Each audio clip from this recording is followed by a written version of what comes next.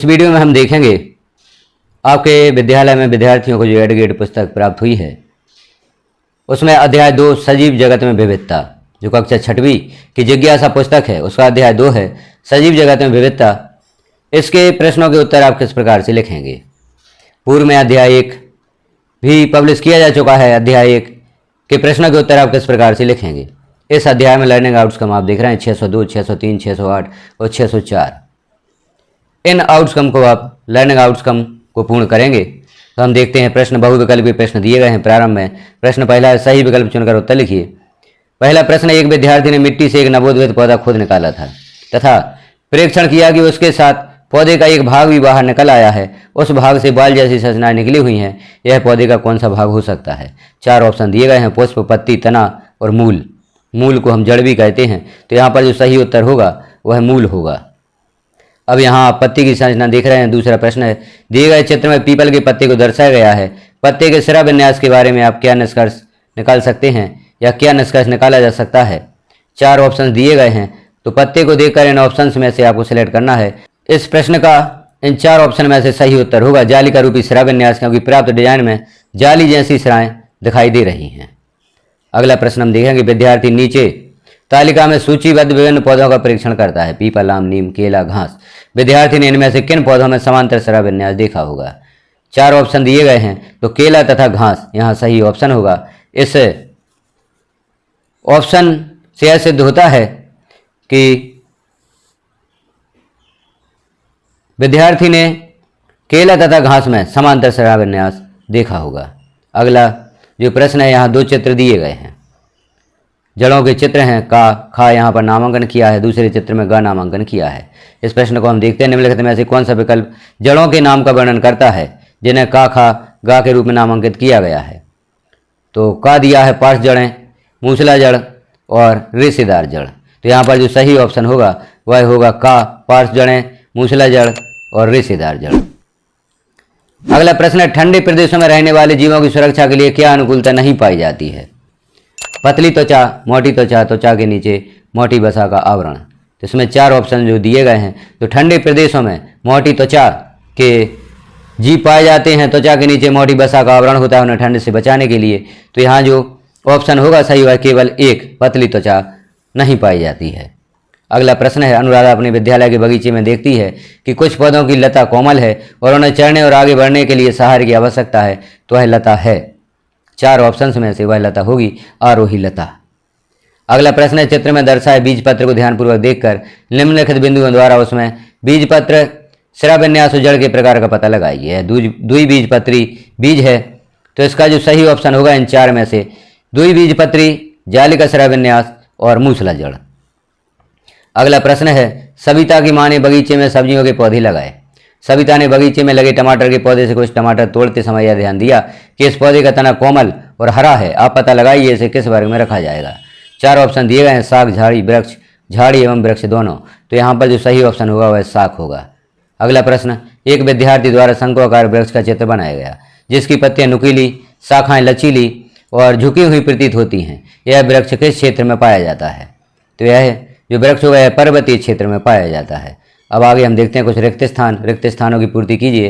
कुछ शब्द भी दिए गए हैं, पवित्र, उपवन, भिन्न, समूहन, समांतर, जालिका रूपी और अनुकूलन। पहला जो वाक्य है उसे हम देखते हैं, पौधों और जंतुओं को उनकी सामान्य विशेषताओं के आधार पर समूह में व्यवस्थित करने की विधि को समूहन कहा जाता है। यहाँ समूहन से इस वाक्य के रिक्त स्थान की पूर्ति होगी। दूसरा है, सामान्यतः एक बीजपत्री पौधे की पत्तियों में समांतर सिरा विन्यास एवं द्विबीजपत्री पौधे की पत्तियों में जालिका रूपी सिरा विन्यास पाया जाता है। इस प्रकार से रिक्त स्थान की आप पूर्ति करेंगे। विभिन्न क्षेत्रों की जैव विविधता भिन्न पर्यावरणीय परिस्थितियों के कारण एक दूसरे से भिन्न होती हैं। यहाँ भिन्न से आप रिक्त स्थान की पूर्ति करेंगे।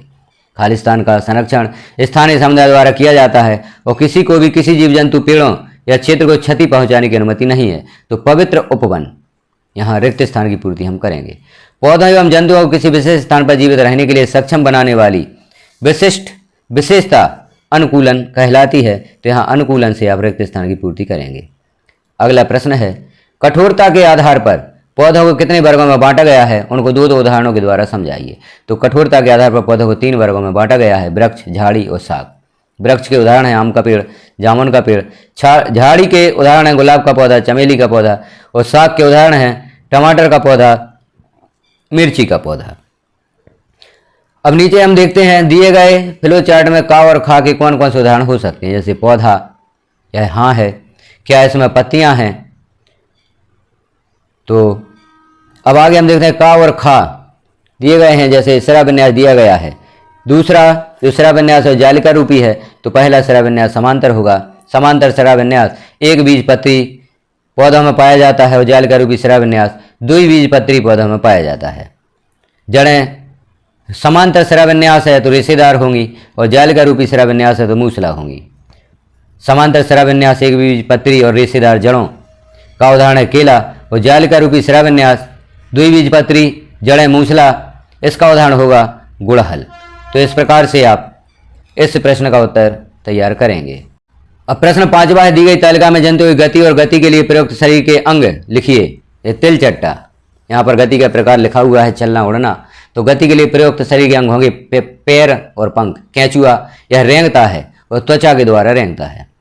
गाय चलती है तो चलना लिखेंगे, पैरों के द्वारा चलती है तो पैर लिखेंगे। तितली उड़ना और पंख, तोता उड़ना पंख के द्वारा उड़ता है। छिपकली रेंगती है पैर के द्वारा और मेंढक चलता है पैर के द्वारा। मक्खी उड़ना पंख के द्वारा, घोड़ा चलना टांगों के द्वारा, मगरमच्छ तैरना पैर और पूंछ की मदद से मगरमच्छ तैरती है। अगला प्रश्न है, स्थानीय समुदाय द्वारा जैव संपदा का संरक्षण किस प्रकार किया जाता है और इसे क्या कहते हैं। तो उत्तर होगा स्थानीय समुदाय पारंपरिक ज्ञान, सांस्कृतिक, धार्मिक प्रथाओं और सामूहिक प्रबंधन के माध्यम से जैव विविधता का संरक्षण करते हैं। इसे सामुदायिक संरक्षण कहा जाता है। अगला प्रश्न, पर्वतीय एवं मरुस्थलीय क्षेत्र के पेड़ पौधों एवं जंतुओं में विविधता देखने को मिलती है, इस विविधता को क्या कहते हैं, परिभाषित कीजिए। तो विभिन्न क्षेत्रों में पाए जाने वाले पौधों और जंतुओं में विशिष्टताएं पाई जाती हैं, जिसे अनुकूलन कहते हैं। अगला प्रश्न, एक जालिका रूपी सिरा विन्यास और एक समांतर सिरा विन्यास दर्शाते हुए एक एक पत्ती का चित्र बनाइए। तो इस पत्ती का चित्र आपको आपकी जो पाठ्य पुस्तक है जिज्ञासा उसके पृष्ठ क्रमांक 17 पर दिया गया है। तो यहाँ पर आप दोनों चित्र बना सकते हैं। अगला प्रश्न है, बतख के पंजों में कौन सी विशेष संरचनाएं पाई जाती हैं और वह किस कार्य में सहायक होती हैं। तो उत्तर होगा, बतख के पंजों में जाल जैसी विशेष संरचनाएं होती हैं। बतख को पानी में गति करने में सहायता करती हैं। अगला प्रश्न है, दिनेश अपने मित्र सुरेश से तर्क करता है कि गर्म मरुस्थल में रहने वाला ऊंट बिना जल पिए कई दिनों तक जीवित रह सकता है, क्यों। तो सुरेश द्वारा इसके स्पष्टीकरण के लिए कौन कौन से उत्तर दिए गए। तो उत्तर होगा, ऊंट कम मात्रा में मूत्र विसर्जन करते हैं, गोबर सूखा होता है, पानी की हानि कम होती है। अगला प्रश्न है, नीलगिरी के बुरांश और सिक्किम के बुरांश के पौधे वातावरण में जीवित रहने के लिए किस प्रकार अनुकूलित हैं, समझाइए। तो नीलगिरी के बुरांश की ऊंचाई कम होती है, पत्ते छोटे होते हैं। सिक्किम में बुरांश के पौधे लंबे होते हैं, जो इन क्षेत्रों में जीवित रहने के लिए अनुकूलित होते हैं। अगला प्रश्न, चित्र में दी गई पत्तियों में दिख रही बारीक संरचनाएं क्या दर्शा रही हैं। क्या सभी पत्तियों में एक समान रेखाएं दिखती हैं। यहाँ पीपल की पत्ती दी गई है, केले की पत्ती दी गई है और लिली की पत्ती दी गई है। तो उत्तर होगा, पत्तियों में दिख रही बारीक रेखाओं को सिराएं कहते हैं। सिराओं के पैटर्न को सिरा विन्यास कहते हैं। सभी पत्तियों में यह समान नहीं होती। प्रश्न 13वां है, रानी अपने मित्र मोहिनी के साथ खेत पर गई। वहां उसने खुरपी की सहायता से पौधे की जड़ को नुकसान पहुंचाए बिना एक चने का पौधा और एक गेहूं का पौधा निकाला। दोनों प्रकार के पौधों का अवलोकन किया। आपके अनुसार उन्हें अवलोकन में जड़ें और पत्तियों का सिरा विन्यास किस प्रकार का दिखाई दिया होगा।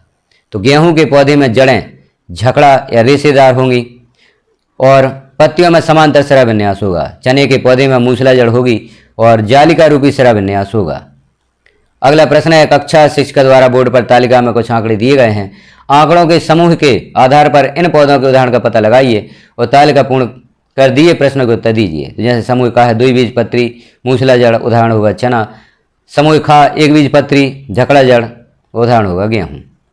तो यहाँ पर ऑप्शन दिए गए हैं 2। समूह का के पौधे में और क्या समानताएं हैं, समूह खा के पौधों में और क्या समानताएं हैं। तो यहाँ समानता हम लिखेंगे, समूह खा के पौधों की पत्तियों में जालिका रूपी सिरा विन्यास होगा और समूह खा के पौधों में समांतर सिरा विन्यास होगा। अगला प्रश्न है, मूसला जड़ एवं झकड़ा जड़ तंत्र को दर्शाते हुए नामांकित चित्र बनाइए। तो यह चित्र पाठ्य पुस्तक के पृष्ठ क्रमांक 18 पर आप चित्र क्रमांक 2.5 देखें और वहां से इन चित्रों को आप बना सकते हैं। अगला प्रश्न है, क्या सभी बीज एक जैसे होते हैं? क्या किसी पौधे के बीज, जड़ों के प्रकार, पत्ती के शिराविन्यास में परस्पर संबंध होता है? उदाहरण द्वारा समझाइए। उत्तर होगा नहीं। सभी बीज एक जैसे नहीं होते। द्विबीजपत्री पौधों में जालिका रूपी शिराविन्यास और मूसला जड़तंत्र होता है। एक बीजपत्री पौधों में समांतर शिराविन्यास और झकड़ा जड़तंत्र होता है। अगला प्रश्न है, शिक्षिका ने स्कूल के कार्यक्रम के दौरान एक छात्र को सेम या बल्लर एवं दूसरे छात्र को तरबूज बनाया। अब सेम या बल्लर तरबूज से पूछती है कि तुम्हें बिसर्पी लता समूह में क्यों रखा गया है और मुझे आरोही लता समूह में क्यों रखा गया है? तो उत्तर होगा, जिन पौधों के तने दुर्बल होते हैं उनको ऊपर चढ़ने या बढ़ने के लिए सहारे की आवश्यकता होती है, इन्हें आरोही लता कहते हैं। कुछ पौधे भूमि की सतह पर फैलकर बढ़ते हैं, उनको बिसर्पी लता कहते हैं। अगला प्रश्न है, राजस्थान का रहने वाला मानस अपने माँ पिताजी के साथ लद्दाख घूमने गया। उसने वहाँ 2 कुगड़ वाला ऊँट देखा। उसने अपने पिताजी से पूछा कि अपने यहाँ के ऊँट में तो एक ही कुगड़ होती है, लद्दाख के ऊँट में 2 कुगड़ क्यों पाई जाती हैं? तो उत्तर होगा, ठंडे प्रदेशों के मरुस्थल में भोजन कम होता है। ऊँट दोनों कुगड़ में भोजन संचित करता है और आवश्यकता होने पर कुगड़ में संचित भोजन का उपयोग करता है। अगला प्रश्न है, मटर और गेहूं के बीज को 2-3 दिन के लिए पानी में भिगोइए। बीजों का आवरण हटाकर बीजों की संरचना को देखें। अब मटर और गेहूं के बीजों की संरचना का अवलोकन करें। क्या वे समान हैं अथवा भिन्न हैं? विस्तार पूर्वक समझाइए।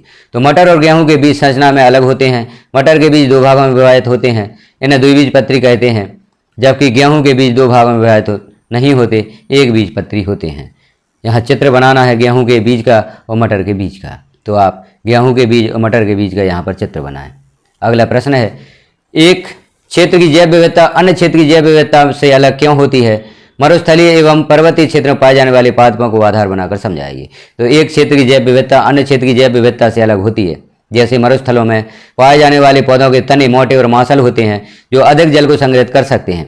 पर्वतीय क्षेत्र में वृक्ष शंकुआकार, इनकी शाखाएं लचीली होती हैं, इन पर बर्फ नहीं टिकती और उस परिस्थिति में अनुकूल बनाती हैं। अगला प्रश्न है, गर्म मरुस्थल में रहने वाला ऊँट और ठंडे मरुस्थल में रहने वाले ऊँट की जैव विविधता भिन्न परिस्थितियों के कारण एक दूसरे से बहुत अलग होती है, क्यों? उत्तर होगा, गर्म मरुस्थल में रहने वाले ऊँटों के पैर लंबे और खुर चौड़े होते हैं जो रेतीले मरुस्थल में बिना धंसे चलने में सहायक होते हैं। ठंडे मरुस्थल के ऊँटों की ऊंचाई कम, पैर छोटे होते हैं। यह छोटे पैर ठंडे पहाड़ी मरुस्थल में चलने में सक्षम बनाते हैं। अगला प्रश्न है, निम्नलिखित स्थानीय पौधों का अवलोकन नीचे दिए लिखे निर्देशों के आधार पर कीजिए, जैसे नीम, तुलसी, आम, बबूल, आंवला, केला, गुड़हल। बीज की प्रकृति, जड़तंत्र, तने की प्रकृति, शिराविन्यास, अन्य विशेष लक्षण के आधार पर यहाँ हमें अवलोकन लिखना है। तो आप नीम के पौधे को देखें और बीज की प्रकृति, जड़तंत्र, तने की प्रकृति और शिराविन्यास का विवरण यहाँ पर लिखें। इस प्रकार से सारणी बनाकर लिखें। पाठ्य पुस्तक में इन्हें ढूंढें, खोजें और आप लिखें।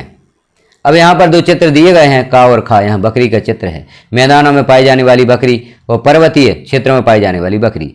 दिए गए चित्र को ध्यान से देखते हुए इनकी समानताएं एवं असमानताएं बताइए और इनमें पाए जाने वाले अंतरों का कारण स्पष्ट कीजिए। तो यहाँ पर जो समानताएं हैं, जो मैदानों में पाई जाने वाली बकरी है इसमें, या पर्वतीय स्थानों में बकरी जो पाई जाती है, इनमें समानताएं क्या होती हैं? तो शरीर पर बाल होते हैं दोनों बकरियों में, दोनों शाकाहारी होती हैं, दोनों में खुर और सींग होते हैं, दोनों बकरी परिवार से हैं। और असमानताएं, पहाड़ी बकरियों के बाल घने होते हैं। पहाड़ी बकरियां ऊंचे और चट्टानी इलाकों में रहती हैं। पहाड़ी बकरियों के खुर मजबूत होते हैं। पहाड़ी बकरियों के पैर मजबूत होते हैं। तो इस प्रकार से यह समानता असमानताएं आप लिख सकते हैं और भी समानताएं असमानताएं आप अपनी पाठ्य पुस्तक से खोज कर लिख सकते हैं। तो इस प्रकार से हमने देखा कक्षा 6वीं की जो पुस्तक है जिज्ञासा, उसका अध्याय 2 और 8 ग्रेड पुस्तक का अध्याय 2 सजीवों में, जैसे हमने यहाँ पर देखा था सजीव जगत में विविधता, इस अध्याय के प्रश्नों के उत्तर आप 8 ग्रेड पुस्तक में लिख सकते हैं। तो यह प्रश्नों के उत्तर या यह जानकारी आपको कैसी लगी कमेंट में एक बार अवश्य बताएं। चैनल पर पहली बार हैं तो चैनल को सब्सक्राइब कर लें और आप किस अध्याय के प्रश्नों के उत्तर चाहते हैं तो उसे आप कमेंट में अवश्य लिखें। बेल आइकन को क्लिक कर ऑल पर प्रेस कर दें ताकि इस प्रकार की जानकारी या प्रश्नों के उत्तर चैनल पर पब्लिश किए जाते हैं तो नोटिफिकेशन के रूप में आपको प्राप्त हो सकें। इस चैनल पर 8 ग्रेड पुस्तक के सभी अध्यायों के प्रश्नों के उत्तर देने का प्रयास किया जाएगा, तो आप चैनल पर बने रहें और सभी अध्यायों के प्रश्नों के उत्तर देखें। वीडियो को लास्ट तक देखने के लिए आपका धन्यवाद।